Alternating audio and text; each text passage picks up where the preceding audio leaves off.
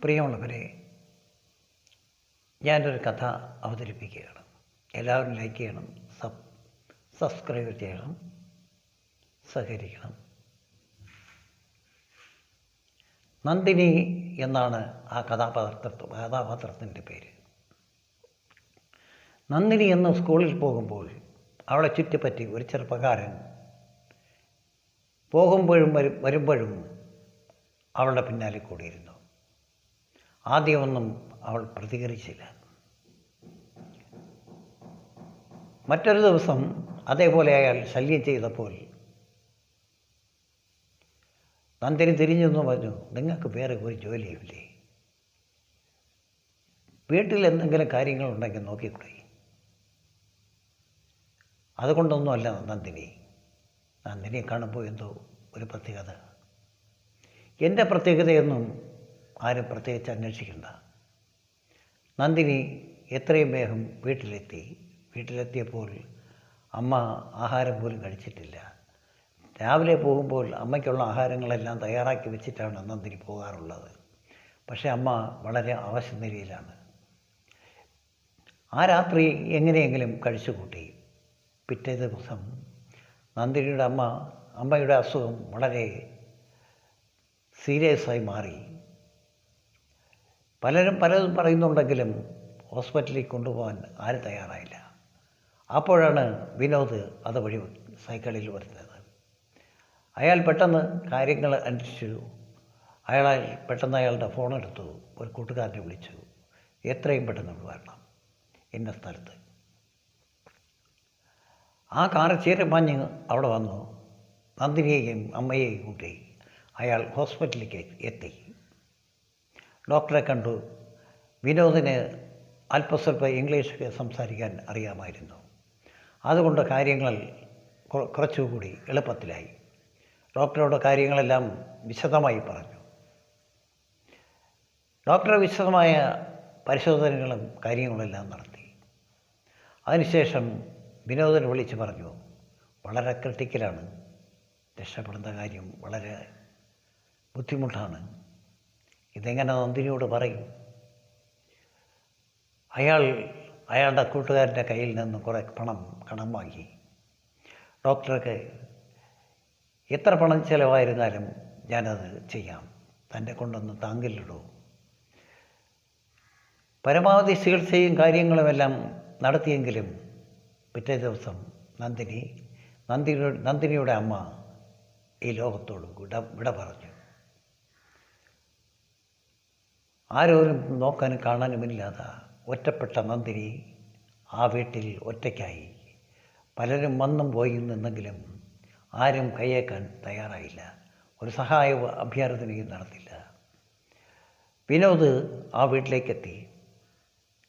നന്ദിനി, നീ ഇവിടെ ഒറ്റയ്ക്ക് ഞാൻ കഴിയുന്നത് ഉചിതമല്ല.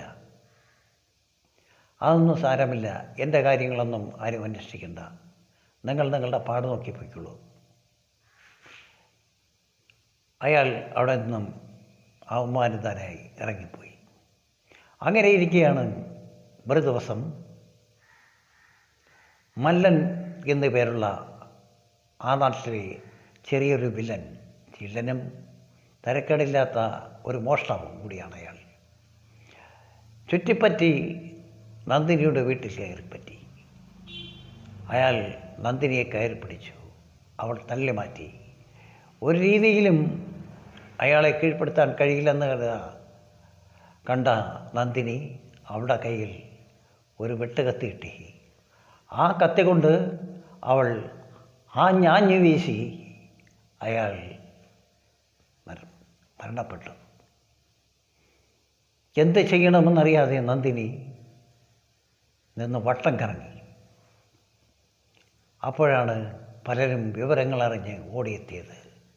നന്ദിനി അറസ്റ്റ് ചെയ്തു, കോടതിയിൽ ഹാജരാക്കി. സാഹചര്യങ്ങൾ എല്ലാം പറഞ്ഞു. നന്ദിനിയെ ശിക്ഷിച്ചു. വിനോദിന് എന്ത് ചെയ്യണമെന്നറിയാതെ അയാൾ പരുങ്ങലിലായി. എങ്ങനെ രക്ഷിക്കും? വക്കീലിനെ വയ്ക്കണമെങ്കിൽ നല്ല പണം വേണം. വർഷങ്ങൾ കടന്നുപോയി. നന്ദിനിയുടെ ശിക്ഷ അളവ് കഴിഞ്ഞു. ഒരു ദിവസം നന്ദിനി കോടതിയിൽ നിന്നും ജയിലിൽ നിന്നും പുറത്തേക്കിറങ്ങി. നന്ദിനി ജയിലിൽ നിന്നും പുറത്തേക്കിറങ്ങി വരുമ്പോൾ വിനോദ് അവിടെ കാത്തു നിൽപ്പുണ്ടായിരുന്നു. അവൾ അതൊന്നും മൈൻഡ് ചെയ്തില്ല. അവൾ നേരെ നടന്നു. നന്ദിനി, നിങ്ങൾക്ക് എന്ത് വേണം? നിങ്ങൾക്കിനിയും ഒന്നും മതിയായില്ലേ? അയാൾ പിന്മാറി. വീണ്ടും നന്ദിനിയെ സമീപിച്ചു. നന്ദിനി, നീ ഒറ്റയ്ക്കുള്ള ജീവിതം അത്ര ഉചിതമല്ല. നിനക്കെന്നെ വിശ്വാസമില്ലായിരിക്കാം. ഞാൻ വലിയ തൊഴിലും കാര്യങ്ങളും ഉള്ള ഒരാളൊന്നുമല്ല. പക്ഷേങ്കിലും ഒരു പെൺകുട്ടിയെ പോറ്റാനുള്ള പ്രാപ്തി ഇന്നെനിക്കുണ്ട്. നിനക്ക് വിശ്വാസമാണെങ്കിൽ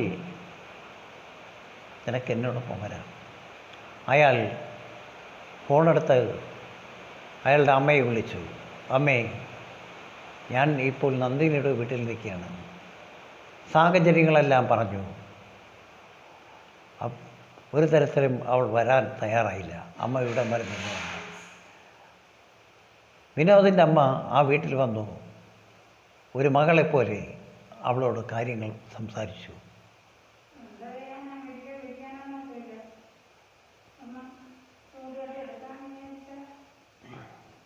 നന്ദിനിയുടെ അമ്മ മരണപ്പെട്ട വിവരം ആ നാട്ടിലെ എല്ലാവർക്കും അറിയാമായിരുന്നു. പക്ഷേ നന്ദിനിയെ ആരും തിരിഞ്ഞു നോക്കിയില്ല. പക്ഷേ വിനോദിൻ്റെ അമ്മ കാര്യങ്ങൾ പറഞ്ഞ് മനസ്സിലാക്കി അവളെ വിനോദിൻ്റെ വീട്ടിലേക്ക് കൂട്ടിക്കൊണ്ടുപോയി. അവിടെ ചെന്നപ്പോൾ അവളെ വരവേൽക്കാൻ ആ വീട്ടിലുള്ള എല്ലാവരും ഉണ്ടായിരുന്നു. പെട്ടെന്നാണ് വിനോദിൻ്റെ അച്ഛന് അസുഖം മൂർച്ഛിച്ചത്. അയാളെ ആശുപത്രിയിൽ എത്തിക്കുന്നതിന് മുൻപ് തന്നെ അയാൾ ഈ ലോകത്തോട് വിട പറഞ്ഞു.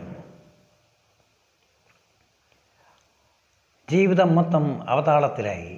വിനോദിന് കാര്യമായ തൊഴിലുമില്ല. പെൺകുട്ടികൾ എന്ത് ചെയ്യാനാണ്?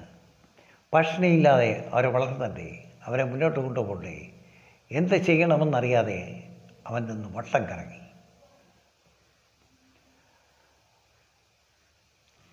പ്രിയമുള്ളവരെ, പ്രകൃതി രമണീയമായ